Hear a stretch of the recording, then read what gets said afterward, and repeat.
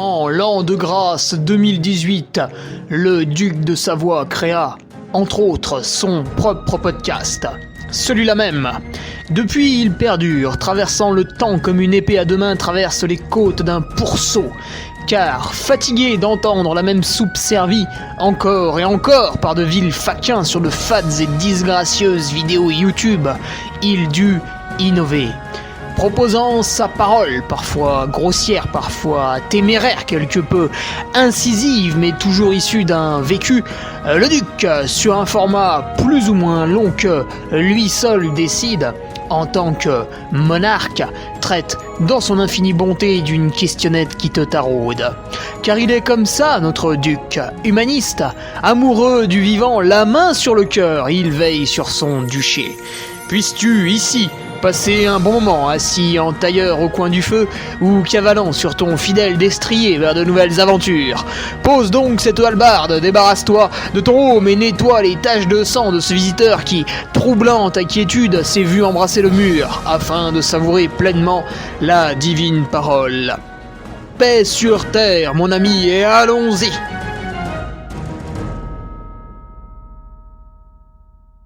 Allez, bonjour tout le monde, on se retrouve pour le podcast de Ferrari numéro 197. Et oui, on approche des 200. Aujourd'hui, c'est un espèce de podcast où on va répondre à pas mal de questions, mais surtout donner beaucoup d'infos, puisque je réalise ce podcast avec Patrick de Nutriting, qui avait déjà fait un podcast en 2 parties avec nous, avec moi, ici même, sur les compléments alimentaires, puisque Nutriting vend des compléments alimentaires. Donc au-delà de faire une pub pour ses propres produits, il nous avait surtout expliqué pourquoi on fait ça, ça et ça, pourquoi on fait pas celui-là, celui-ci, celui-là, pourquoi les autres le font, pourquoi ça coûte tel prix, pourquoi il y a tel label, etc. Donc c'était assez intéressant. Et aujourd'hui, on va dépioter un petit peu la glycine, le collagène, le peptan, qu'est-ce que c'est, comment ça se prend, qu'est-ce qu'on peut faire éventuellement si on veut pas y prendre, etc. etc. Donc voilà, on passe un petit peu tout en revue, parce que c'est vrai qu'on est perdu. Alors on cherche tous ces trucs-là pour les mêmes raisons, les petites douleurs aux genoux, aux hanches, ce que tu veux, et puis on sait pas, collagène, il y a plusieurs types, peptan, glycine, voilà. On est perdu, donc c'est parti, avec Patrick on va dépioter tout ça, et puis avant, bien sûr... je fais ma présentation quand même, puisque c'est vrai que j'ai toujours l'impression que je parle à des gens qui sont là depuis des mois, des années peut-être même. J'ai commencé en janvier 2018 quand même, les podcasts. Mais il y a peut-être des petits nouveaux, comme ça, tac, paf, ils tombent sur le podcast, puis ils se disent, mais qui c'est ce mec, qu'est-ce qu'il me raconte? Alors, Hugo Ferrari, qu'est-ce que c'est? Hugo Ferrari Enterprise Limited Company. Déjà, depuis avril 2020, c'est le Patreon, le meilleur lieu de rassemblement, avec un forum, avec un club Strava. Bon, il y a quand même beaucoup plus d'animation sur le forum. Et moi, sur le Patreon, ce que j'y mets, si tu veux, c'est un article tous les lundis, une belle revue de presse, bien foutue, avec ce qui s'est passé le week-end, des résultats de course, mais pas que. Le vendredi, là, il y a un article un petit peu plus qualité. Alors des fois, on va aller chercher quelqu'un. En ce moment, on est très interview sur des podcasts un peu hors série. Là, moi, je vais balancer ma petite prépa pour la Transgran Canaria. Et puis, il va y avoir, c'est un peu le bonus. C'est un peu le bonus, c'est un peu, voilà, la fête et tout. C'est pas Noël, mais bon, laissons-nous aller. Je vais proposer un podcast journalier sur le Patreon entre... le lendemain de la Transgrande Canaria et le dernier survivant, qui est une course 3 semaines plus tard, pour vous parler de l'enchaînement. Comment je vais faire pour enchaîner ces 2 efforts. Donc ça, voilà, ce sera un bonus sur le Patreon. Voilà, donc, Et pour remercier les nouveaux patriotes de la semaine, il s'agit de Kevin Didier, Antonin Iragne qui fait un retour et Lucas Michel. Voilà, le top 3 de la semaine. Merci messieurs pour votre venue ou retour pour Antonin. Voilà en gros pour tout ce qui est un petit peu autour du Patreon. Alors étonnamment, je suis un petit peu le seul encore à faire ça. Même si on a Let's Try Podcast qui a lancé son Patreon, même si je me suis pas trop intéressé, mais il me semble que Thibaut Barognan a fait aussi. Voilà. C'est pourtant un formidable lieu d'échange, puis c'est pas ceux qui sont là depuis le début qui diront le contraire. Et d'ailleurs, une question que j'avais eue, si vous rejoignez le Patreon, vous avez accès à tout le contenu d'avant. Donc là, vous avez bientôt maintenant quasiment 2 ans. Ça fait donc vous avez une centaine d'articles. Oh putain, ouais, c'est beaucoup. Vous avez une centaine d'articles et on va être bientôt à la 50e revue de presse. Voilà. Vous avez aussi tous les podcasts journaliers de l'UTMB hein, qui sont sur le Patreon. Voilà, je pense qu'il y a quand même de quoi faire. Et puis sinon, bien sûr, quand on a une belle communauté comme ça, on peut pas résister à la tentation de faire du merchandising. Ah, c'est le business, qu'est-ce que tu veux. Mais on peut vendre des trucs sans être un gros porc, sans prendre des trucs ultra chiadés, made in China, achetés 2 euros, revendus à 15. On peut faire des choses intelligentes, sympas et belles. Et c'est ce que j'ai essayé de faire avec d'abord mon sponsor Brubeck. Donc je propose un t-shirt, je propose 2 types de bonnets. Un vraiment léger, puis l'autre un peu plus mérinos. Et ça, c'est du Made in Europe. Voilà, donc vous avez aussi sur SoundCloud ou Spotify mon podcast que j'ai fait avec Brubeck pour expliquer comment il travaille dans le Made in Europe en Pologne. Vous avez les chaussettes, les petites chaussettes du Carmi, bah ça aussi, hein, c'est du Made in France, hein, avec un autre partenaire, la Chaussette de France. Avec Nicolas Martin, qui au-delà d'être un super athlète, est également un très bon coach, on a écrit un e-book. Donc moi j'ai mis des vannes et puis lui il a mis des trucs intelligents pour progresser. Et puis avec John Rimbaud, qui a décroché son diplôme en audiovisuel. Bon, je me souviens jamais du titre. Mais on propose 2 films. Alors le film sur l'échappée belle, qui est sympathique, mais qui est d'une qualité... voilà, ça vaut ce que ça vaut. Et par contre, le film sur l'UTMB, alors là, John, il a mis le paquet, il a fait un travail absolument incroyable. Et ça aussi, c'est sur la boutique. Et puis après, écoute, le reste du temps, parce qu'il reste encore du temps, bien sûr. Je suis speaker les week-ends sur les compétitions de trail. J'anime le Nolio podcast, surtout cet hiver, tiens, ça d'ailleurs. Et ouais, l'été, putain, ça va être compliqué. Et ben, le reste du temps, je suis coureur aussi, voilà. Et là, normalement, on a des journées qui sont pas trop mal remplies, en ayant des activités qui sont toutes sympas, un petit peu différentes mais sympas. Voilà un petit peu qui est le type qui baragouine derrière le podcast de Ferrari, puis Ferrari c'est mon nom. Tu vois, je me suis pas fait chier pour trouver le titre du podcast. Allez, sur ce, bonne écoute avec Patrick de Nutriting, qui est un des 3 fondateurs de Nutriting. Voilà, glycine, collagène, t'es prêt, attache ta ceinture, on est parti.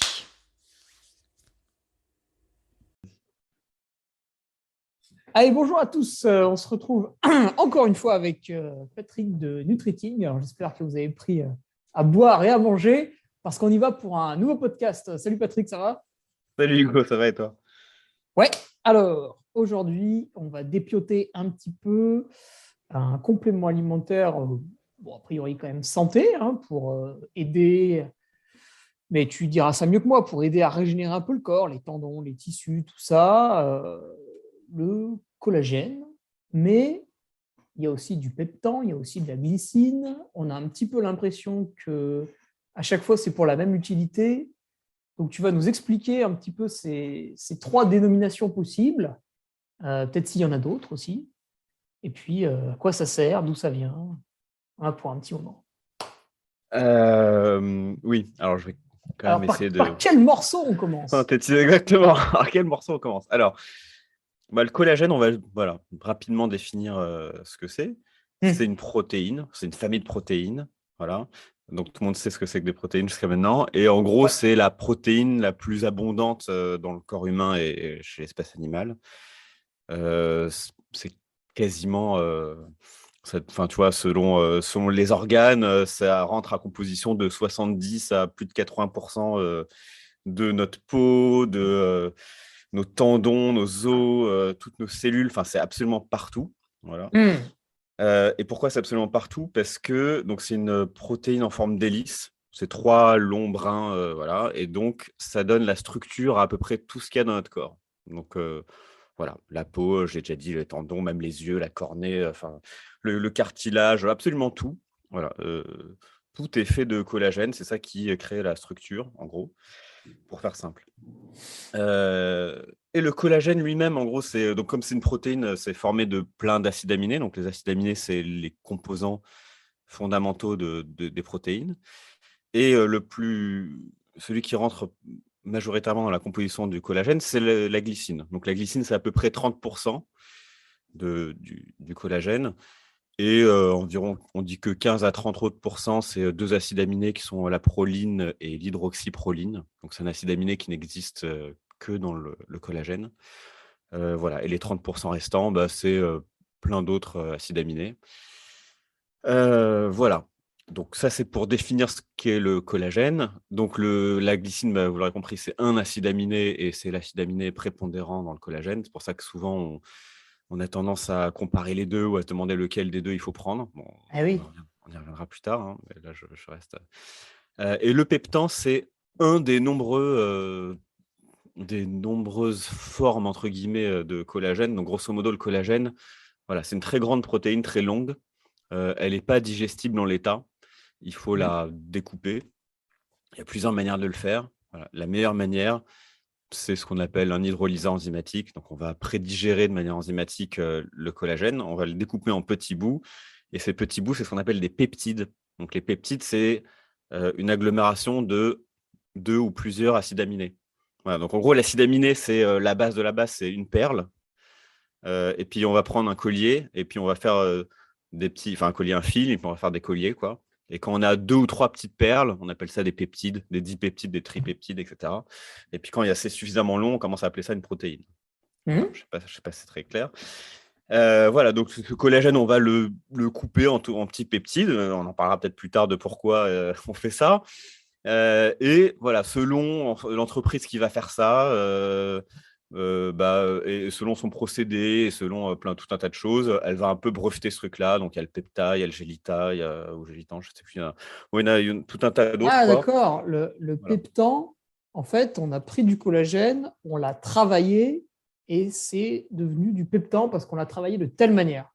Exactement. Voilà, on garantit un poids moléculaire, c'est-à-dire qu'on garantit le fait qu'on l'ait bien coupé en petits peptides et pas trop gros peptides. Ça, c'est ce qui est important, c'est pour que ce soit bien assimilé. Donc, grosso modo, voilà, le corps humain, il va lui-même digérer. Alors, le principe du corps, c'est qu'il digère les protéines. Donc, il va tout couper en tout petits acides aminés. Et ces acides aminés-là, il va ensuite les réutiliser, les recombiner à sa manière pour refabriquer des protéines comme lui en a envie.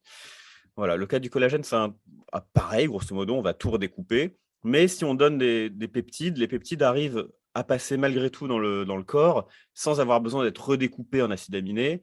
Et le gros intérêt de ça, c'est qu'a priori, ça stimule directement la synthèse de collagène. Donc en gros, ça indique au corps, comme c'est le début d'une molécule de collagène, le corps il se dit, bah tiens, j'ai le début, je vais continuer à fabriquer du collagène. Voilà. Je ne sais pas si c'est hyper clair, encore une fois, parce que c'est des sujets un peu compliqués que j'essaie de vulgariser. Voilà. Grosso modo, ce qu'il faut comprendre, c'est que quand on mange des protéines, quelles que soient les protéines, le corps humain, il casse tout en acides aminés et il refabrique ce dont il a besoin. Mais quand on prend du collagène, c'est parce qu'on veut refabriquer du collagène derrière. Et si on veut refabriquer du collagène, prendre des peptides, c'est intéressant parce que voilà, ça donne l'amorce au corps de la molécule de collagène. Et donc, le corps, il va plutôt fabriquer du collagène avec des peptides de collagène que d'autres protéines.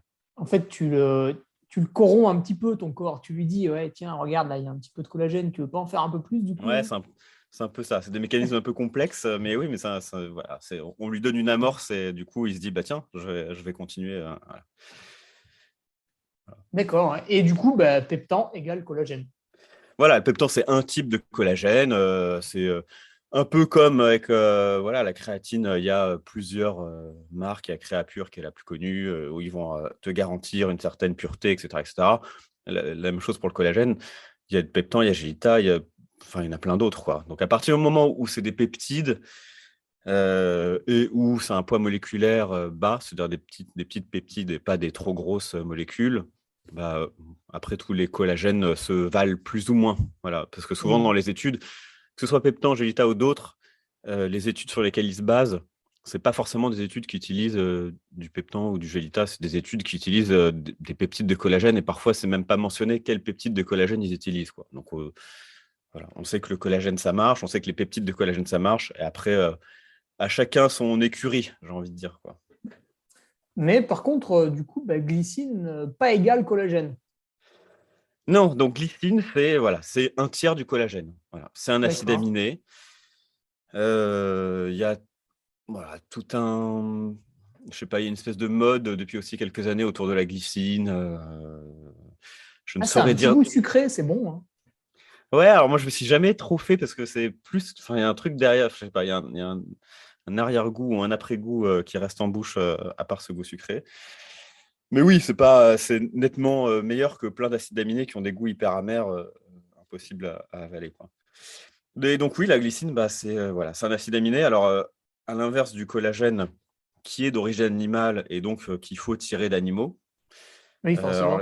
il y a beaucoup. Alors, ouais, forcément, c'est marrant parce qu'il y a beaucoup de gens qui l'ignorent, en fait, quoi. Et c'est vrai que c'est rarement mis en avant. C'est souvent des termes un peu scientifiques, collagène, poids moléculaire, peptides, Dalton, machin. Mais jamais issus d'animaux, sauf quand c'est des collagènes spécifiques, les collagènes marins ou ce genre de choses, où on va préciser que c'est marin. Et donc, je me suis aperçu, en fait, qu'il y a beaucoup de gens qui découvraient que le collagène, bah, c'était, voilà, on utilisait des os, de la peau, d'animaux morts pour en fabriquer. C'est pas hyper glamour, mais c'est comme ça. Alors que la glycine, voilà, un des intérêts, c'est que ça peut être synthétisé dans un labo. Donc, ça, on n'a pas besoin euh, Ah, de prendre des os, de la peau ou quoi que ce soit pour en ah oui. fabriquer. Ah oui, et du coup, tu peux avoir peut-être plus de mauvais collagène, entre guillemets, avec des gens qui vont prendre vraiment la pire des carcasses possibles. Alors que la glycine, si tu le fais en labo, enfin, remarque, tu me diras, tu peux faire des bêtises aussi, mais tu peux peut-être plus facilement avoir une bonne qualité, je sais pas. Euh, non, parce que, enfin, carcasse, j'ai envie de dire, même la pire des carcasses, si tu l'hydrolyses bien, bah, tu auras un truc pur à la fin. Donc, c'est pas.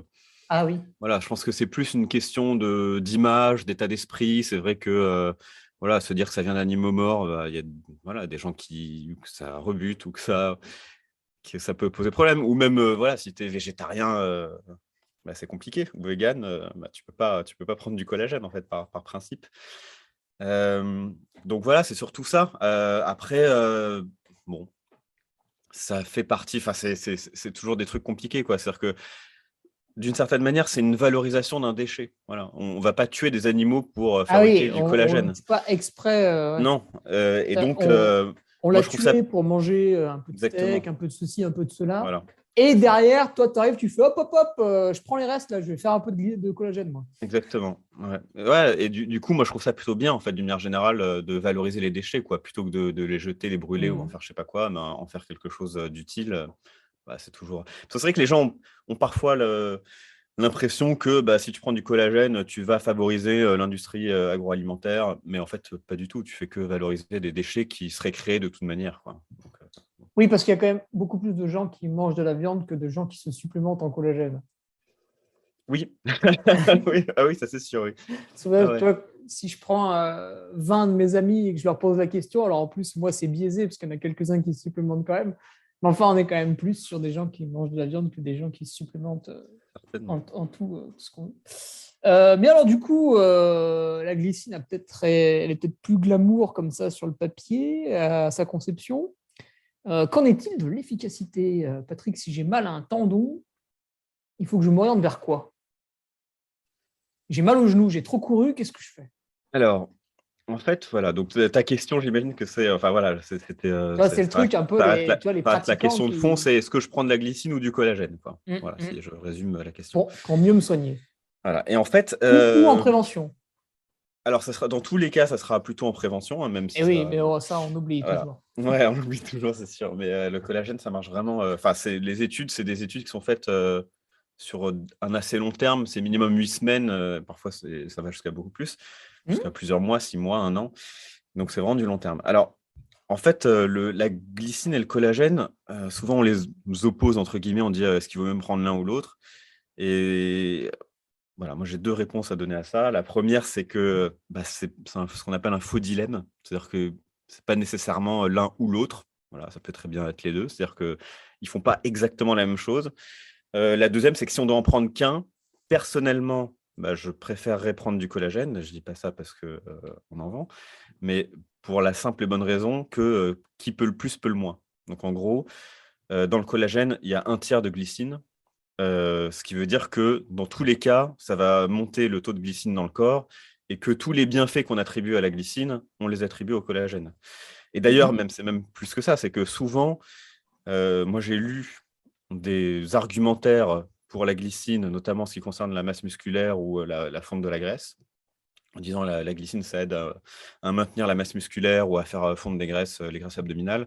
Or, en fait, ce sont des propriétés qui sont prouvées avec le collagène. Voilà. Et donc, voilà, j'ai déjà lu un argumentaire de type bah, puisque ça le fait avec le collagène et que le collagène est très riche en glycine, c'est que c'est sans doute voilà, la glycine doit y être pour quelque chose, donc prenez de la glycine. Mhm. Non. Enfin, non, il y a peut-être des études avec de la glycine pure, hein, c'est possible, mais en tout cas, ces propriétés-là, je sais qu'elles sont prouvées avec le collagène. Donc, voilà. Donc, d'une manière générale, qui peut le plus, peut le moins, si on n'en prend qu'un, bah, voilà, on peut prendre du collagène. Après, la glycine, elle peut avoir des propriétés un peu particulières, notamment pour le sommeil. Il y a des études qui montrent que quelques grammes de glycine avant d'aller dormir, ça favorise un bon endormissement. Voilà. Et ça, bah pareil, en fait, on pourrait prendre du collagène le soir, quoi. Mais je veux dire, si son seul objectif, c'est bien dormir et voilà, c'est de se dire je veux cet effet-là et pas un autre, autant prendre de la glycine directement, quoi. Donc pour le tendon, bah, c'est clair et net, c'est du collagène, quoi. Parce que, Mhm. encore une fois, oui, la glycine enfin, le corps peut se servir de glycine pour fabriquer du collagène, mais comme je disais déjà, dans le collagène, il n'y a pas que la glycine, il y en a d'autres, dont la proline et l'hydroxyproline. Et surtout, une fois qu'on donne une peptide de collagène, le corps fabrique vachement plus facilement du collagène que si on donne de la glycine pure, quoi. Où là, il pourra en faire plein d'autres choses.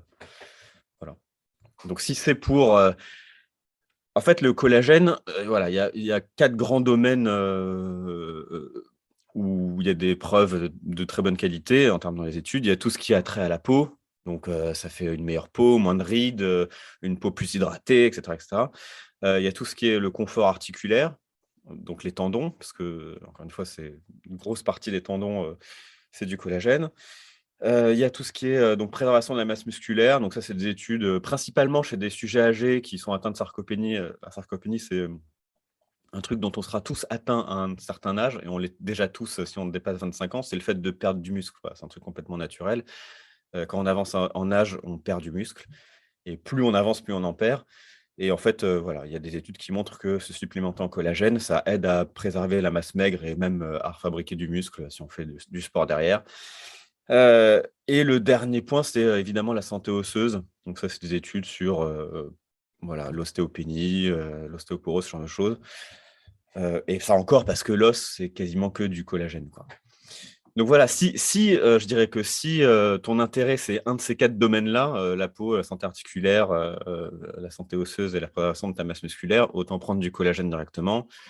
Bah, si tu te dis non, en fait, voilà, moi, il n'y a que le sommeil qui m'intéresse, ou enfin, il y a d'autres bienfaits à la glycine, hein, mais qui sont strictement que pour la glycine, autant prendre que de la glycine, quoi. Mais tu peux très bien prendre les deux, te dire je vais prendre du collagène pour mes tendons, et le soir, 3 grammes de glycine avant d'aller au lit pour bien dormir, par exemple. Ok, ouais. Mais et la glycine, elle va quand même avoir un petit rôle pour la peau, les tendons, tout ça? Elle peut, hein, parce que encore une fois, elle rentre dans la synthèse du collagène. Donc oui, le corps, alors le collagène, c'est une protéine qui est non essentielle parce que le corps la fabrique. Et elle est constituée quasiment même pas quasiment, que d'acides aminés non essentiels. C'est-à-dire que le corps, il sait fabriquer de la glycine, il sait fabriquer de la proline, il sait fabriquer de l'hydroxyproline. Donc voilà, théoriquement, il est censé pouvoir tout fabriquer sans qu'on l'aide.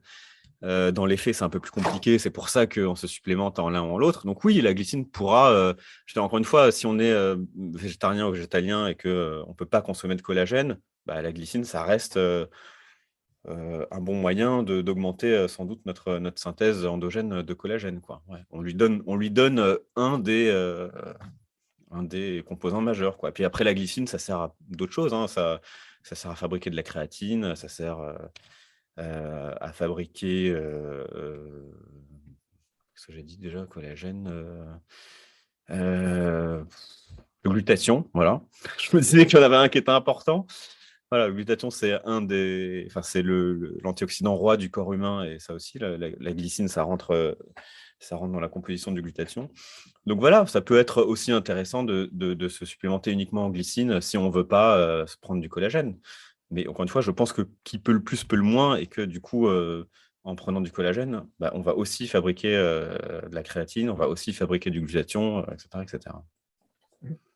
Et tu disais, alors, on le fabrique nous-mêmes, le collagène, notre corps est à même de le fabriquer. Dans ce cas-là, pourquoi il va être intéressant de supplémenter quand même, vu qu'a priori, on est capable de le faire nous-mêmes? Bah, c'est toujours la même histoire avec ce qui est essentiel, mais qui l'est, enfin, ou non essentiel et qui finit par l'être. Donc effectivement, le corps fabrique du collagène euh, dans des cellules qu'on appelle les fibroblastes.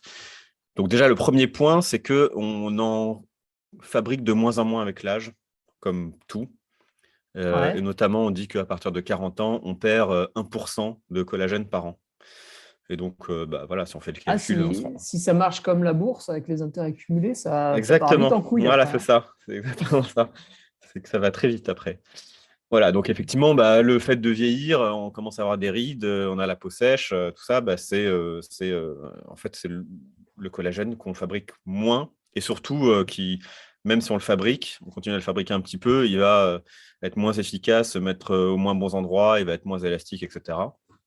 Donc, il va perdre aussi de ses propriétés. Donc, il y a une partie de ça. Il y a une grosse partie qui est due à notre hygiène de vie, parce qu'on sait qu'il y a beaucoup de choses qui détruisent le collagène. Alors, en numéro un, c'est le tabagisme. C'est un des pires trucs les plus destructeurs de collagène.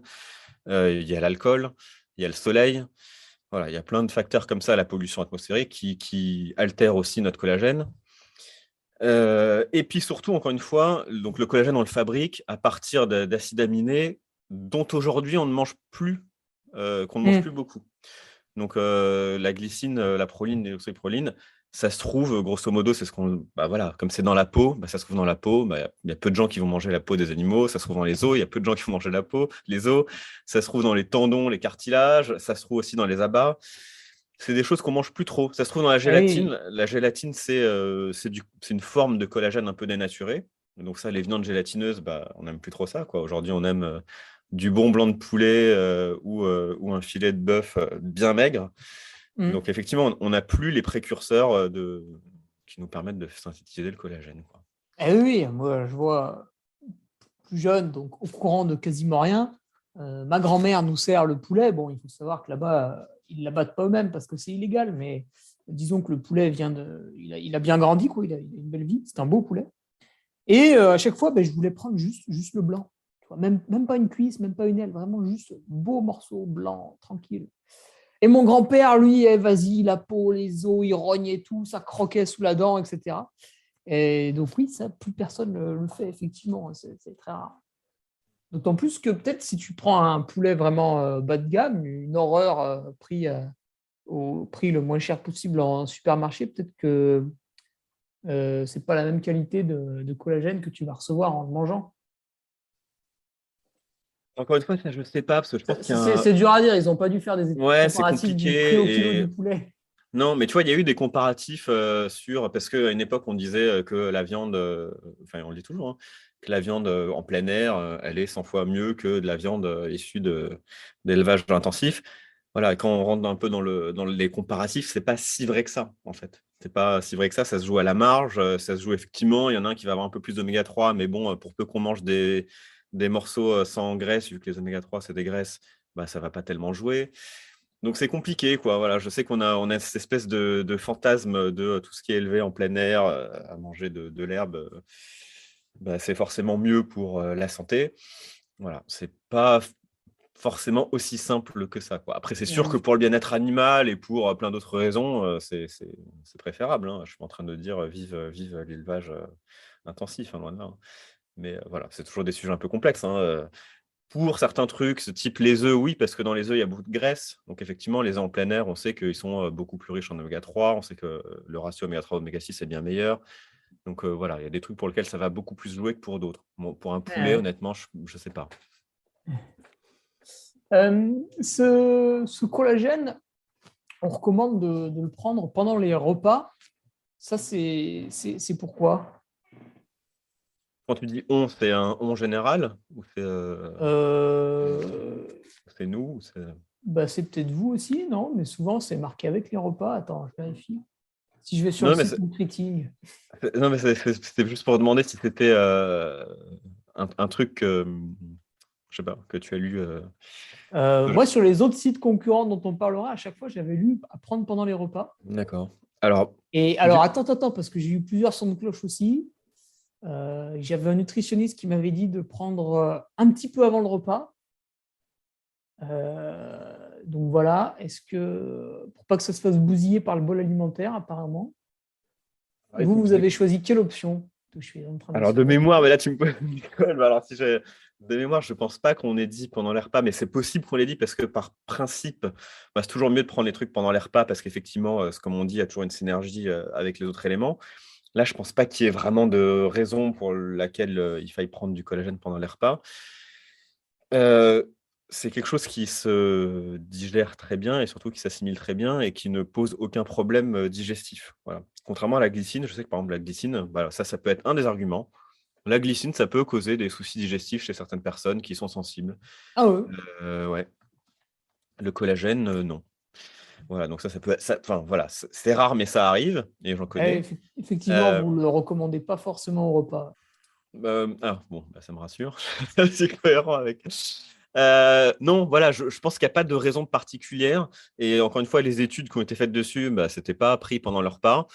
Moi, il y a un truc que je recommanderais.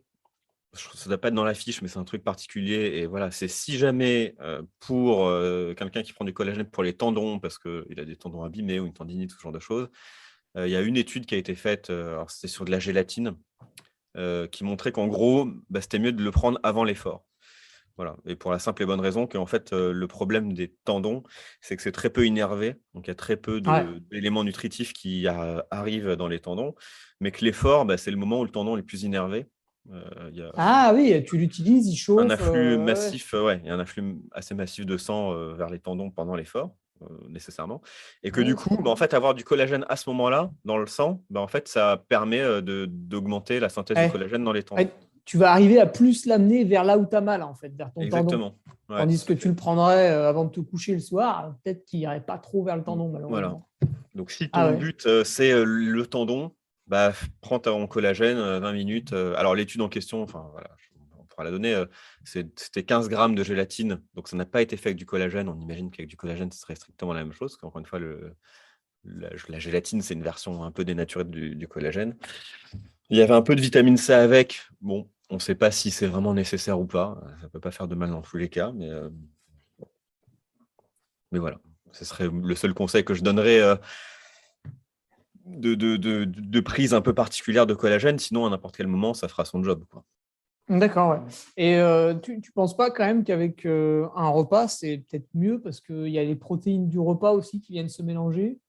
Ou alors, à l'inverse, c'est peut-être problématique parce que du coup, elles viennent se mélanger, alors le collagène, il est un peu perdu là-dedans. Bah, non, mais en fait, c'est vrai pour certaines choses, ça. J'ai pas l'impression que ce soit le cas pour le collagène, encore une fois, parce que ce soit pris pendant le repas ou pas, bah, les peptides seront quand même là et ça reste des peptides de collagène. Ouais, ils vont être triés à un Euh, moment donné, quoi. ouais, ça va être trié, puis ça va être, voilà, le corps. Dans tous les cas, c'est important d'avoir suffisamment de protéines et variées. Voilà, il ne faut pas compter que sur le collagène pour ces protéines parce qu'il n'y a pas de. Voilà, il y a pas d'acides aminés. Enfin, il y en a sans doute quelques-uns, mais il n'y a pas beaucoup d'acides aminés essentiels dedans.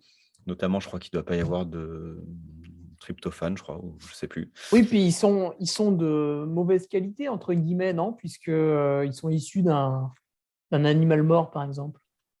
Non, bah non, ils sont pas plus de. Bah, enfin, de toute façon, quand tu manges de la viande, c'est un animal mort, quoi, à moins que Ah tu le oui, c'est manges vrai. vivant. Ah oui, oui, oui. Ah oui, non, t'as raison, ouais. Non, il y a rien par rapport au fait que ce soit mort. Encore une fois, en fait, Enfin, c'est souvent des os. Enfin, quand on dit des animaux, c'est dans ces animaux, on prend la carcasse quand on prend les os, quoi. oui, Donc, on prend oui. des os qu'on va hydrolyser de manière enzymatique. Donc, l'os, voilà, on pourrait le manger, en fait. C'est pour ça aussi que nous, sur notre site, avant même de faire du collagène, quasiment depuis le début qu'on existe, on recommande le bouillon d'os, Oui. qui est un bon moyen d'avoir de la gélatine, donc du collagène. Voilà, donc ça fait partie des moyens naturels, encore une fois, et que faisaient nos. C'est pour ça, encore une fois, qu'on dit pourquoi est-ce qu'on se supplémenterait en collagène aujourd'hui. Parce que oui, comme je disais, on mange moins de tous ces bas Oui. morceaux, mais effectivement, on mange moins aussi voilà, de bouillon à Ah, l'os ou oui, de oui. viande pochée, quoi. Oui, ça, je me souviens, c'est vraiment quand j'étais petit, hein, je pense qu'elle l'a jamais refait depuis, ma grand-mère. Tu avais un bol. Alors moi, je me dis, tiens, c'est marrant, on va manger de la soupe. Et c'était pas un bol de soupe, en fait, c'était un bol de bouillon. Et dedans, il y avait un espèce de gros os là qui traînait. Ah, exactement. Bon, Ouais, c'est bah, vrai. moi, je buvais le jus, l'os, j'y touchais pas, mais le grand-père, il rognait ça comme le chien. Ta, ta, ta, ta, ta, ta. Ouais, c'est ça. Ma grand-mère, elle faisait pareil. Elle prenait Et oui, le reste du et ça, poulet dans la soupe. Ouais, mais voilà, bah ça c'est un truc qu'on peut faire si on veut pas acheter de collagène aussi. Voilà, pour X ou Y raison, on peut très bien se faire un bouillon. Enfin, il y a d'autres manières d'avoir du collagène qu'en se supplémentant, hein. Mais Mhm. ça demande, voilà, le bouillon d'os, c'est facile à faire, mais c'est un peu long. Il faudrait en faire tous les jours, il faudrait en faire un de qualité, parce que pareil, tous les Ah oui, bouillons il ne faut se le faire vendent tous les pas. jours. Ouais.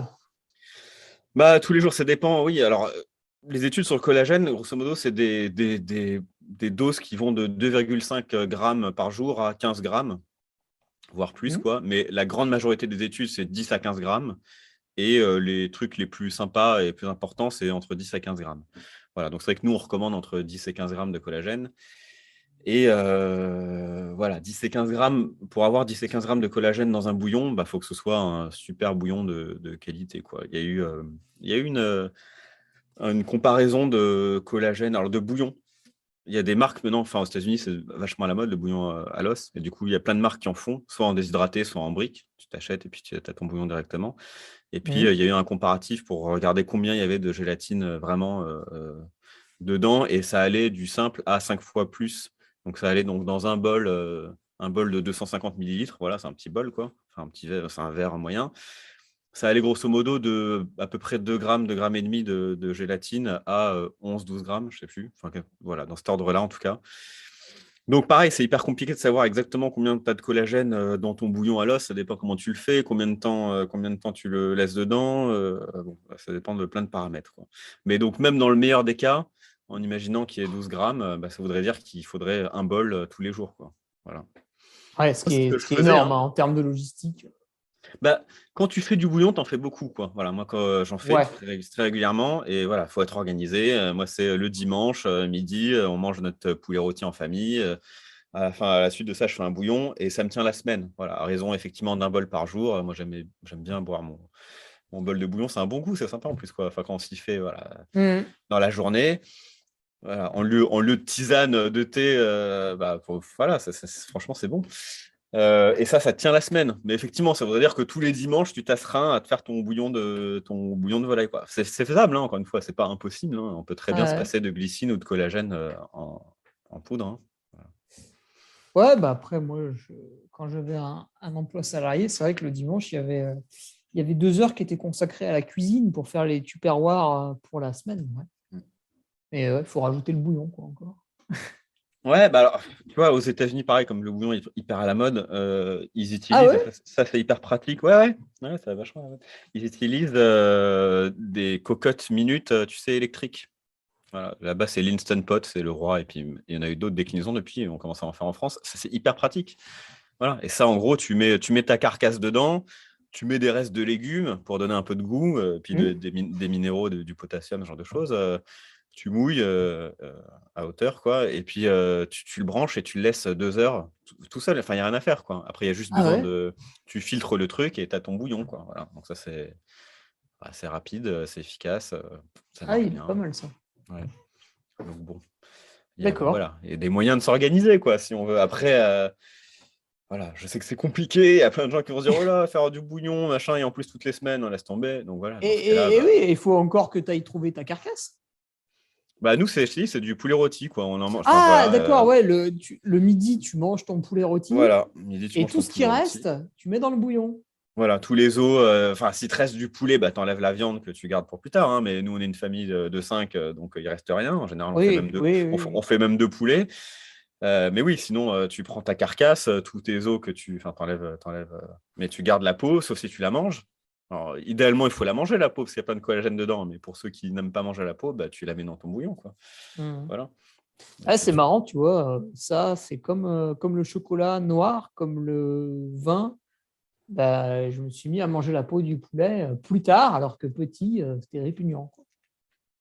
C'est Drôle, hein? marrant parce que, enfin, moi, pour beaucoup d'enfants, moi, j'ai un très bon souvenir de la peau grillée du poulet, quoi. Ah ouais? Ah Ouais, non, moi je non. connais pas d'enfants qui trouvaient ça répugnant, quoi. J'adore Ouais, ça. je sais pas, j'avais un blocage. Ouais. Ok, bon, bah maintenant qu'on a bien compris quel est l'intérêt du collagène, on va dire que Nutriting en vend, donc achetez-le. Ben, oui, Mais, ça fait partie mais, des trucs qu'on a voulu faire depuis longtemps, donc on fait, oui. ouais, Mais, mais c'est intéressant en fait de comparer avec d'autres vendeurs de compléments alimentaires, pas pour trouver le moins cher, parce que bon là, on va sur MyProtein et on achète ce qu'ils nous vendent, et puis Inch'Allah, on reçoit ce qu'ils veulent bien nous envoyer, mais pour comprendre un petit peu ce qu'est par exemple un collagène de type 1, de type 2, 3, marin, tu vois. J'ai pris 4 ok. sites, Nutriting, Superphysique, Nutrimuscle, NutriPure, qui sont des gens qui travaillent assez sérieusement tout de même, euh, qui ont peut-être aussi chacun leurs défauts, mais néanmoins, on est quand même sur le haut du panier sur Internet, je pense. Et donc, vous, chez Nutriting, vous avez opté pour le collagène hydrolysé de type 1, issu d'élevage extensif raisonné, bravo, nourri à l'herbe et élevé en plein air sur pâturage. Alors, il y a beaucoup de questions dans ta question. Je vais prendre Ouais, en l'ordre, ouais, mais je c'est vais faire vrai. vite. Non, mais c'est J'ai été un peu intéressant, tu as long. raison. Non, non, mais pas de souci. Euh, donc, je vais faire très rapidement. Collagène, c'est une famille de protéines. Donc, il y en Mmh. a différents types. Aujourd'hui, on en dénombre 28. Ah Voilà. bon? On appelle type 1, type 2, type 3, type 4, type 5, jusqu'à type 28. Donc, tu auras compris. Oh, il y en a un, il va sortir le type 28 en me Voilà. disant que c'est le feu. Sauf que, en fait, 90% du collagène qui est dans ton corps, donc un Mmh. peu partout, c'est le type 1. Voilà. Donc, le type 1, Ah. c'est le plus prépondérant. Il est partout, sauf à un endroit, enfin, il l'est quand même, mais en plus petite, dans le cartilage. Donc, purement le cartilage osseux, genre ce que tu as dans le nez, dans les oreilles, cartilage articulaire, mais cartilage pur, où là, c'est plutôt du type 2. Ah, Voilà. ok. Et après, le type 3, bah, je crois qu'il est un peu dans les muscles cardiaques, dans les fascias, genre les trucs. Donc, en gros, chaque type est un peu spécialisé dans un endroit. Les 3 premiers, voire maintenant on parle des 5 premiers, bah, c'est ceux qu'on retrouve le plus. Donc, autant te dire que voilà, les 20 autres, on va pas en entendre parler de sitôt parce que c'est On des s'en trucs fout. iota. Et qu'encore une fois, le type 1, bah, c'est 90% de ton collagène. Et il est partout. Et il est principalement dans la peau, dans les ligaments, dans les tendons. Donc voilà. Donc, pour tout ce qui est peau, tendons, etc., c'est plutôt le type 1. Pour tout ce qui est. Voilà, ça devient un peu le fine-tuning, entre guillemets, quoi. Mais si c'est cartilagineux ton problème, ça sera plutôt du type 2. Le souci du type 2, c'est que du coup, comme il est nettement moins présent, bah, il coûte vachement plus cher, quoi. Voilà, il coûte, je Ah, sais c'est pas, il ça. coûte 5, 6, 7 fois plus cher au kilo. Et du coup, bah, la vraie question, et dont on n'a pas de réponse aujourd'hui, c'est voilà, j'ai un problème cartilagineux ou articulaire au niveau du cartilage. Bah, est-ce qu'il vaut mieux prendre du type 2 ou pour le même prix, j'ai 5 fois la quantité en type 1? Voilà, par exemple. Voilà, on n'a pas de réponse à cette question. Ah oui, oui. Il faudrait pouvoir comparer. Donc, c'est toujours pareil, dans ces cas-là, c'est une question d'arbitrage personnel où le prix rentre en compte, quoi. Si ça se trouve, prendre 3 fois la quantité en type 1, bah, ça a le même effet que une fois la quantité en type 2. Ah Donc, oui. auquel cas, autant prendre 3 fois plus de type 1 qui coûtera quand même 2 fois moins cher. Donc, Et oui, voilà. parce que tu vois, moi, ce qui m'avait beaucoup perturbé, c'est quand j'ai voulu faire ma petite comparaison, là, j'arrive sur le site de Nutrimuscle et ils proposent du type 1 et du type 2, mais le type 2 est quasiment, ouais, c'est 8 fois plus cher, tu vois. Je me Ouais. suis dit, mais qu'est- il est miraculeux, qu'est-ce que c'est que ça, quoi? Pourquoi il y a un x8 entre les deux? Ah oui, c'est parce qu'il est plus compliqué à obtenir. Mais il y en a moins, en fait, tout simplement, déjà. Donc, c'est juste une question de ratio, déjà. Donc, oui, effectivement. Et surtout, après, faut l'isoler. Bon, bref. Donc, oui, c'est un peu plus compliqué, quoi. Et surtout, voilà, si. Ah, c'est dommage, parce que si le type 1 fait le job, Bah, encore une fois, si c'est purement cartilage pur, il y a des raisons de Ah, il y a un croire que doute. le type 2 serait plus. Voilà. Voilà. Mais si tu veux un truc un peu plus généraliste qui vise à la fois la peau, les tendons, les os, etc., bah, prends du type 1, quoi, voilà, clairement. Euh, Typiquement, voilà, si c'est quelqu'un qui veut, je sais pas moi, mais qui va en prendre que pour les rides, parce que le collagène, c'est quand même très connu. Maintenant, ça commence à être connu dans le monde de la muscu, dans le monde du sport. Mais avant, c'était connu dans le monde des cosmétiques, quoi. Voilà, les femmes connaissent le collagène depuis bien avant les mecs qui font de Oui, la, c'est qui font de la c'est muscu. ce que j'ai vu. Ouais, ouais. Voilà. Parce que voilà, c'est un anti-ride, quoi, en gros. Hmm. Ouais, c'était il y a déjà un petit peu de temps chez ma coiffeuse.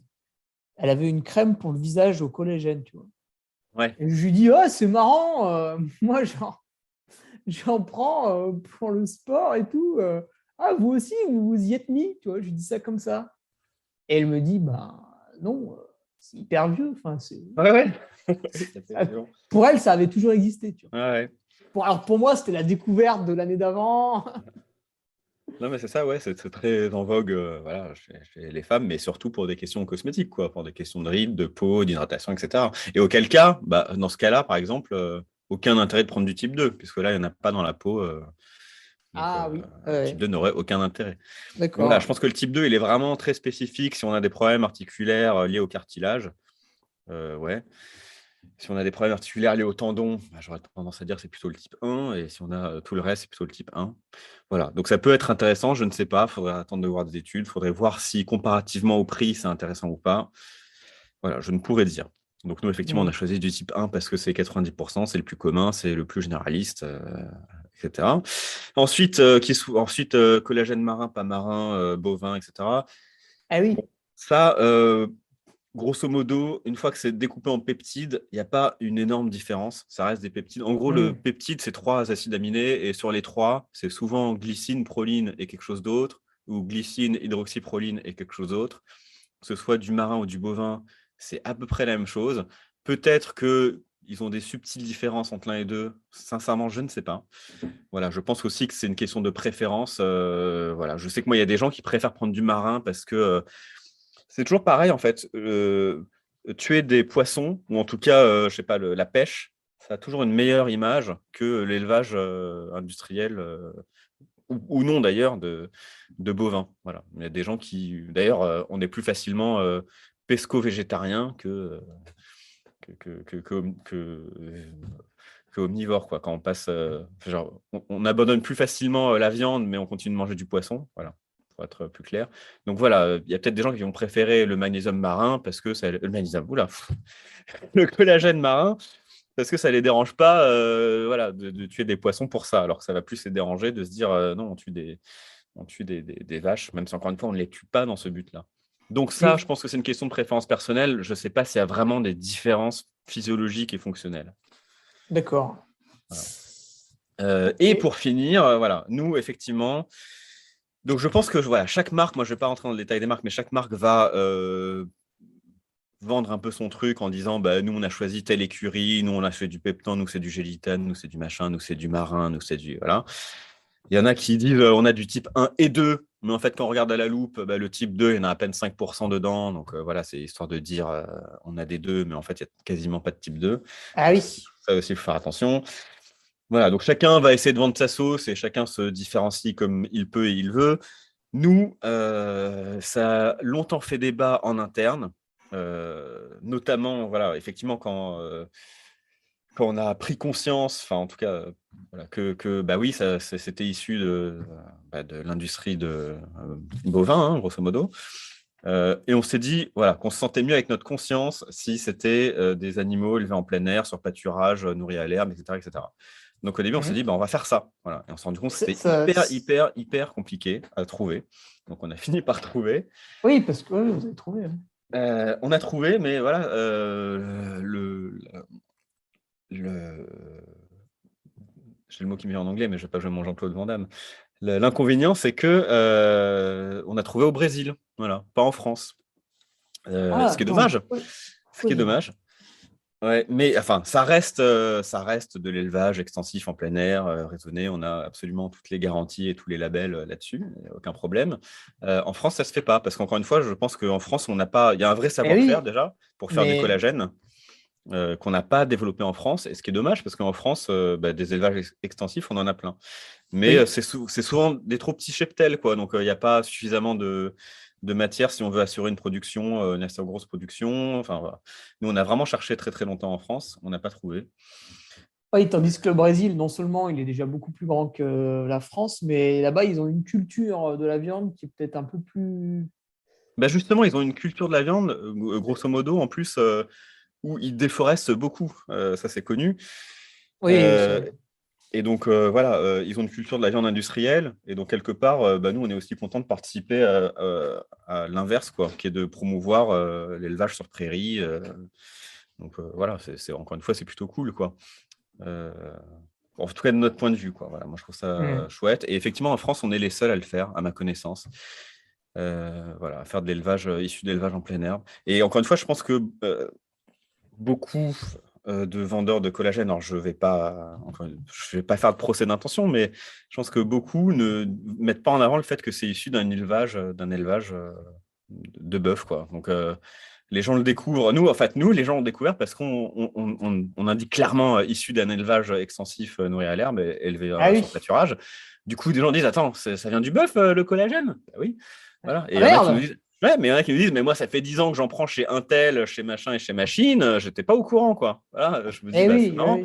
Donc, ouais, ils mettent en avant plein de trucs, voilà, plein de trucs scientifiques, mais ils mettent pas en avant le fait que, bah ouais, ça vient d'un animal mort, quoi. Ah bah ça, c'est le marketing, hein, après. Ouais, ouais. Donc, bon. Euh, mais j'ai fait un podcast avec Yves et Émilie qui sont éleveurs dans le Limousin. Et tu vois, eux, ils seraient tout heureux de, de donner les carcasses une fois que l'industrie de la viande s'est servie. C'est pas l'industrie, mais une fois qu'ils ont découpé tout ça, ils seraient tout heureux de faire du collagène avec les carcasses. Mais ils peuvent pas parce qu'il y a la notion d'abattage là qu'ils ne maîtrisent pas. Et faudrait trouver des. Faudrait que ça se mette d'accord dans les lois ou je sais pas quoi. Mais ouais, après, eux, une fois qu'ils ont donné la bête, c'est fini. Ils peuvent plus rien récupérer, quoi. Ah ouais, c'est compliqué en France, ces trucs-là. Enfin, nous, on a vraiment cherché, on a été en contact avec des éleveurs et tout. Et Ouais, mais eux, c'est tout un process à mettre en place. Effectivement, enfin, c'est vraiment compliqué, quoi. Donc, on ne désespère pas, hein. On continue, nous, de pousser parce que c'est notre. Voilà, on est quand même dans du Made in France, donc c'est un peu dommage de ne pas arriver à faire tout Made in France. Mais bon, c'est des choix ensuite et des arbitrages à faire. On en a déjà parlé la dernière fois sur la spiruline indienne, hein. oui. Parfois prendre à l'étranger, c'est hélas mieux que ce qu'on peut faire en France sur certains aspects, sans être moins bien sur l'aspect environnemental. Voilà. Donc c'est très compliqué tous ces sujets-là. Nous, on en parle ouvertement avec transparence. Euh, mais voilà. Ah oui, bah c'est bien détaillé. Je mettrai le lien là, de Nutriting en produit. En plus, il y a 15 études scientifiques pour se nourrir l'esprit sur votre page là. Ouais, Et elles sont toutes référencées directement. On a un onglet qui est oui, ouais, il y a l'onglet pourquoi, voilà, référence. et on a les références directes. Parce que, Ouais, effectivement, ouais, c'est cité. Où il est cité le bœuf là. Mince, j'ai perdu le vue. Bon, bref. Ah oui, si, c'est là. Issu d'élevage extensif raisonné. Voilà, je l'avais noté. Tout bon. Et oui, bah, oui, à l'inverse, tu as les gens où c'est issu d'élevage intensif. Ouais, ouais. tous les autres, en fait, hein, même le peptan, en fait, c'est de l'élevage intensif. Le gélitas, c'est intensif. Enfin, encore une fois, de l'extensif, c'est très, très rare. C'est super compliqué. Même aux États-Unis, c'est rare et compliqué. Donc, c'est vrai que tous les autres sont issus d'élevage intensif. Je sais d'ailleurs que c'est un des arguments que j'ai déjà lu, voilà, de préférer la glycine au collagène, c'était de dire le collagène, c'est issu d'élevage intensif Mmh. industriel. Mmh. Bon, voilà, Ah, j'ai lu ça aussi, ouais. nous non. Voilà, donc après, c'est des sujets très compliqués parce que l'élevage intensif, c'est pas non plus. Voilà, encore une fois, je vais pas jeter la pierre à ceux qui font de l'élevage intensif, ça existe, on en a besoin. Aujourd'hui, on ne pourrait pas nourrir la planète avec ce qu'on est en train de manger de viande sans élevage intensif. Donc, il faudrait sans doute qu'on baisse nos consommations de viande. Ouais, Et mais surtout, encore une fois, ça reste une valorisation de déchets alimentaires, quoi. Voilà. Donc, oui, j'ai une théorie pour ça. Tu vois, l'autre fois, je me prenais le chou avec un gars qui me disait que les OGM, c'était génial parce que ça permettait de nourrir l'énorme population qu'on avait. Je lui ai répondu que si on divisait la population par deux, on avait plus de problèmes. Et il n'a pas pu avancer d'autres arguments. Mais bon. bah, ouais, ça, c'est des sujets super compliqués parce que, enfin Ah, une bon, bonne petite politique de l'enfant unique voilà, c'est ça. Non, à mais on la fera. chinoise. Putain, Même, même eux, ils en sont revenus. Bref. Non, mais tous les trucs environnementaux, c'est très compliqué parce que Et ouais, on parce a, qu'on est on a beaucoup. des fantasmes sur le naturel, sur le pur, sur tout un tas de choses. Et dans la réalité des faits, elle est très, très différente, quoi. Bon, je ne vais pas rentrer dans le débat de tous ces sujets-là, mais qui est passionnante, mais voilà, c'est très contre-intuitif très souvent. Voilà, on aime bien Ok. taper sur le glyphosate parce que c'est le méchant et qu'on a l'impression que c'est le pire truc au monde et que c'est fait par Monsanto, donc c'est vraiment des grands méchants et que c'est un truc horrible. Et en Mhm. fait, quand on regarde dans le détail, bah, il y a un consensus scientifique mondial, même de l'OMS et tout un tas de choses, pour dire que non, ça pose pas de souci du tout aux doses utilisées, que c'est hyper utile. Il y a tout un mouvement de l'agriculture qui s'appelle l'ACS, c'est l'agriculture de conservation des sols, qui est la seule agriculture aujourd'hui qui a montré qu'elle pouvait développer la biodiversité, régénérer les sols, etc. Et eux, ils disent que, bah, en fait, le glyphosate, il vaut mieux en utiliser un tout petit peu qu'utiliser tout un tas de merde qu'on ne connaît pas et qui sont 100 fois pires. Enfin, voilà, c'est des trucs Ah ouais, ouais. extrêmement compliqués. Voilà, typiquement, le bio, c'est bien pour plein de trucs potentiellement, c'est voilà, d'un point de vue purement environnemental, c'est pas génial parce que on est obligé d'utiliser des surfaces plus grandes pour une même Ah oui. exploitation. Donc ça, c'est pas top. L'élevage intensif, bah, sur certains aspects, alors à part le bœuf, c'est très particulier, mais typiquement les élevages intensifs de cochons ou de poules, bah, c'est mieux pour l'environnement parce que ça utilise des surfaces plus petites, quoi. Voilà, donc c'est Ah, des c'est trucs. compliqué parce que c'est mieux pour l'environnement, mais Voilà, l'animal, il est moins content. exactement. Ah, c'est Voilà. dur, hein. Donc Voilà. Bon, c'est en que tout des sujets cas, compliqués. vous avez choisi de proposer un collagène issu d'un bœuf qui a eu une belle vie. Ouais. Voilà. Après, les gens adhèrent ou non, et puis voilà, en tout cas, ça a le mérite d'être proposé. Oui, oui, et vraiment, alors j'insiste, par contre, je sais pas si, parce que j'ai tendance à pas savoir bien me vendre, je suis pas bon en marketing, mais pour le coup, c'est pas du tout chez nous un argument marketing, quoi. Enfin, c'était, voilà, on est trois à prendre des décisions, et à un moment donné, c'était même une décision en mode, c'est soit on y arrive, soit on fait pas de collagène. Voilà, Mhm. donc c'est aussi compliqué parce qu'il faut qu'on soit tous les trois d'accord, avoir les mêmes visions, la même valeur, tout un tas de choses. Donc, il y a pas, je pense qu'il n'y a pas de vérité absolue là-dedans. Il n'y a pas de l'un est nécessairement mieux. Bon, bah, nous, effectivement, c'était un parti pris qu'on a pris dès le début. C'est voilà, on veut de l'élevage. Et pour le coup, pour la planète, ça semble être mieux parce que l'élevage extensif, il est générateur de puits de carbone, comme les vaches broutent de l'herbe voilà, et font caca dans l'herbe. Ça fait faire encore plus d'herbe et puis des végétaux avec des racines longues qui captent, qui font des puits de carbone. Bon, bref, ça aussi, c'est très compliqué et très controversé. Mais en tout cas, de ce point de vue-là, ça semble être mieux que de l'intensif. Voilà. Et peut-être que ça changera et peut-être que notre avis changera. Et bon, qui sait de quoi demain sera fait. Ah oui, ah oui. Ok, ouais, tiens, j'avais deux petites questions un peu rigolotes. Je ne sais plus qui me les avait posées parce que je n'ai pas noté le nom de la personne. Mais il y en a un donc, qui voulait faire. Il voulait obtenir le collagène par voie naturelle, donc sans la supplémentation, en faisant du bouillon parce que les abats, ils n'aiment pas ça. Et il voulait savoir si. Donc, toi, par exemple, Patrick, comment tu estimerais le bouillon que tu bois tous les jours, combien il y a de collagène dedans à peu près? Tu vois ce que je veux dire? Est-ce que Euh, si tu bois un bol de soupe, je sais pas moi, c'est quoi? C'est 500 millilitres, un truc comme ça? De alors moi, j'ai une bouillon, est-ce que tasse. ça couvre tes besoins journaliers? Voilà, j'ai une tasse devant moi. Alors, toi, tu verras, mais que tout le monde ne verra pas. Et typiquement, je bois à peu près ça de bouillon par jour. Donc, oui, je Ah, pense c'est pas beaucoup. il y a à peu près 250 millilitres. Ouais. Après, je prends du collagène en plus, hein, je prends le nôtre, hein, notamment. Voilà, mais le bouillon, c'est un truc que je fais, que j'ai pris l'habitude de faire et j'aime bien. Mhm. Je ne saurais pas dire combien il y a de collagène dedans, parce qu'encore une fois, c'est un sujet, ça, je m'étais intéressé, j'ai regardé et je t'ai dit, bah, grosso modo, Ah, t'es pas les arrivé à marques, trouver la réponse. Bah, dans le mien, c'est compliqué à dire parce que, tu vois, il faudrait que je le teste, je le fasse tester. Mais ce que je disais en début de podcast, c'est que bah, un des tests qui a été fait sur des marques industrielles de bouillon, en tout cas, bah, ça va de 2 grammes pour cette tasse-là à peu près à 10 grammes. Donc, on va dire, allez, que Ah ouais, si je suis un peu oula. dans, si je suis dans le milieu, voilà, on va dire qu'il y a 5 grammes dans le mien parce qu'il n'est pas trop mal, mais peut-être pas au top du top non plus. Voilà, donc je sais que déjà, via mon bouillon, j'ai 5 grammes. Après, moi, j'ai tendance à manger la peau de tout, notamment du poisson. Voilà, j'adore le poisson cuit sur Ah la ouais, peau quand la oula, peau est oui. grillée. Ah Mais ça, oui. pareil, c'est un truc, je pense que c'est marrant. Je pense qu'il y a des gens pour qui la peau du poisson, ça ne se mange pas. Alors que quand c'est Hmm. bien cuisiné, que c'est croustillant, bien, enfin, c'est absolument délicieux. C'est un truc, c'est comme la peau du poulet, quoi. Alors, ça peut être rebutant quand la peau du poulet elle est toute visqueuse, gélatineuse et pas bien grillée. Quand elle est bien grillée, bah, elle est délicieuse, quoi. Et un autre truc que je mange très souvent, et ça c'est un énorme boost de collagène, c'est les sardines en boîte. Et les Ah sardines ouais? en boîte, en fait, les sardines en boîte, alors maintenant il y a des versions sans des arêtés. Bon, moi je suis un vieux de la vieille, je prends la version avec arête. Les arêtes, elles sont confites, quoi. Ça se mange, tu les sens même pas. Alors tu vois l'arête centrale, c'est pas très ragoûtant quand tu le vois. Ouais, ouais, mais je mange aussi avec Voilà, l'arête centrale. Ouais. voilà. Mais donc J'ai l'arête, la bah, boîte la plus simple au monde. Ouais. c'est ça. Bah, l'os, c'est blindé c'est 80% de collagène. Et donc, Ah, c'est un des trucs les plus riches en collagène. Donc, effectivement, je pense que si on cumule un peu tout, qu'on se mange des sardines, donc les sardines en boîte, c'est le nec plus ultra, il y a la peau, ouais, il y a mais tu les vas en os. manger une fois par semaine des sardines en boîte. Ouais, mais ça fait un gros boost de collagène, mine de rien.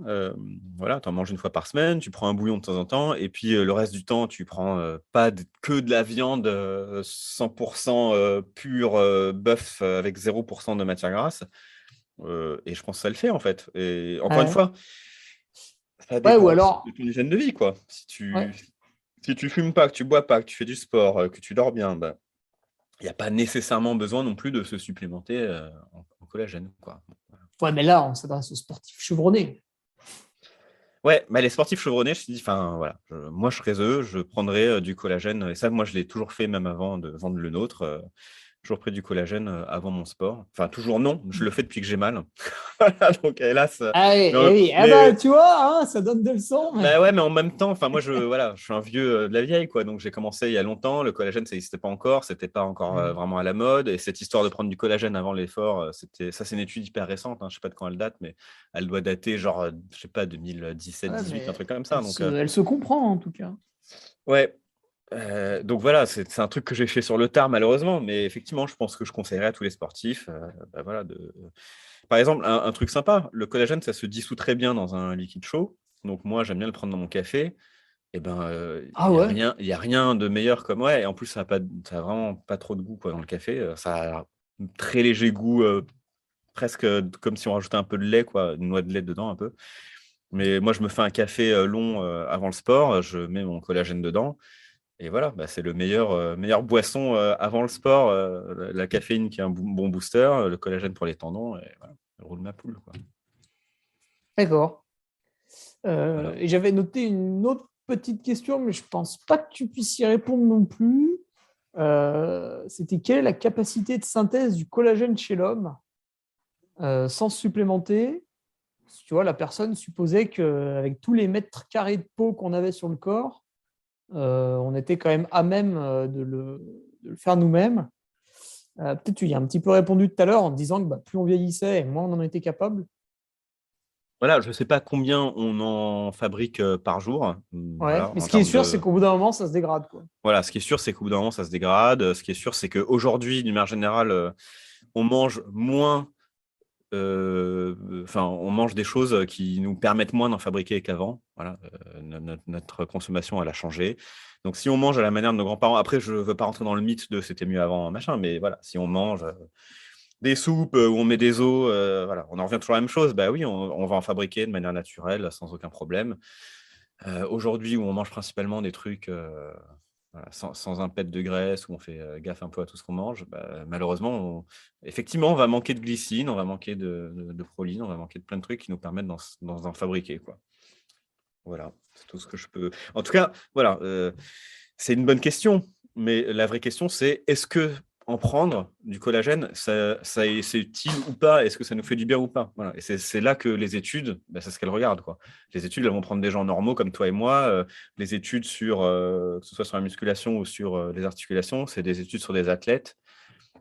Et c'est des études randomisées où on prend des athlètes au pif. Donc, on n'a pas été regarder chacun s'il synthétisait bien du collagène ou pas, ce qu'il mangeait. Voilà, et grosso modo, les études, elles sont unanimes. Prendre du collagène, en plus, ça a des effets positifs, que ce soit sur la peau, le tendon ou plein d'autres trucs. Donc, peut-être qu'on en sécrète suffisamment, mais en tout cas, d'en prendre un peu plus, ça ne fait pas de mal et ça fait même plutôt du bien. Ok, ouais. Dur à savoir. Le test sera le meilleur des juges. Oui, sachant, le test sera le meilleur des juges. N'oublions pas que c'est vraiment, je ne dis pas ça d'un point de marketing, c'est du long terme. Hein. Les études, c'est minimum 8 semaines et au moins jusqu'à 1 an, 6 mois, 1 an pour avoir des effets. Donc c'est vrai que, parce que nous, ça nous est arrivé, hein, des gens qui nous ont écrit au bout d'une semaine pour dire je ne ressens pas d'effet de votre collagène. Ouais, une semaine, c'est un peu court, quoi. Essayez pendant 2 mois et puis voilà. Ah ouais, faut au moins 2 mois. Ouais, il faut au moins 2 mois, je pense. Souvent d'autres choses à faire, à côté aussi. Ok, Patrick, je pense qu'on a tout dit. Est-ce que tu vois d'autres choses, d'autres informations à donner sur le collagène qu'on aurait oublié? Je pense que là, on a bien compris d'où ça venait, comment c'était fait. Ok, tant mieux. Et les dénominations? Non, j'ai rien de particulier à dire. Normalement, nécessairement plein de trucs à dire sur tous ces sujets-là. Juste, je pense que le mot de la fin, c'est ne pas non plus se focaliser sur le collagène en tant que tel, parce que ne pas oublier que même pour synthétiser du collagène, il faut plein d'autres nutriments, il faut de la vitamine C, il faut de la vitamine D, il faut du zinc, il faut plein de choses. Voilà, je pense que d'une manière générale, c'est plus ces trucs-là qu'on manque d'ailleurs, même que la glycine. Hein, je trouve qu'on se focalise beaucoup sur la glycine aujourd'hui, mais c'est oublier que ça on en parlera une autre fois, mais dans les processus de méthylation, ce qui manque le plus en général, c'est plus la vitamine B9 ou la B12 ou la B6 que la glycine en tant que telle, quoi. Donc voilà, n'oublions pas de manger quand même des choses saines, denses nutritionnellement, par ailleurs, d'avoir une bonne hygiène de vie. Ça n'en sera que bénéfique qu'on prenne ou non du collagène. C'était mon mot de la fin. D'accord, ouais. Merci. Merci en tout cas à Patrick d'avoir pris le temps de nous expliquer un petit peu tout ça, parce que avec plaisir. C'était très brouillon dans la tête de beaucoup, de moi aussi d'ailleurs, un petit peu. 1 heure sur le collagène. Voilà, superbe. Il a fait court, hein, on aurait pu en faire 2. Mais non, écoute. Mais c'est simple et efficace, là, c'est pas mal, je pense. Parfait. Voilà. Mais je me dis que même 1 heure, là, ça sera beaucoup trop long pour beaucoup. Mais bon. La vie est compliquée, il faut prendre le temps d'expliquer les choses. C'est vrai qu'à force d'aller trop rapidement, on zappe trop de détails et trop de nuances. C'est bien de prendre le temps d'expliquer un minimum les choses. Donc, merci Hugo pour ça. Voilà, puis pour ceux qui ont le courage d'aller encore plus loin, je mettrai le lien vers la page référence scientifique que vous avez fait. Il y a 15 études à lire. Voilà, ça les occupera tout le week-end. Et lundi matin, ce seront des gens instruits. C'est ça. Merci Patrick, passe merci à toi Hugo. Une bonne fin d'après-midi. Merci de même et à bientôt. Tu viens d'écouter le podcast du Duc de Savoie. Si tu souhaites approfondir avec de pertinents articles d'éminents spécialistes, rejoins le Patreon. Tu feras ainsi partie en tant que fidèle patriote de la très prestigieuse Duke Army. Si l'humour est ton leitmotiv et que tu n'as peur de rien, viens sur l'Instagram. Si tu veux espionner le Duc, car tu es vil et sournois, son Strava est également à ta disposition. Enfin, si tu es vieux, presque sénile et ou débute dans les réseaux sociaux, contente-toi de suivre sa divine page Facebook. Les liens sont dans la description. Que Dieu te garde et à la semaine prochaine.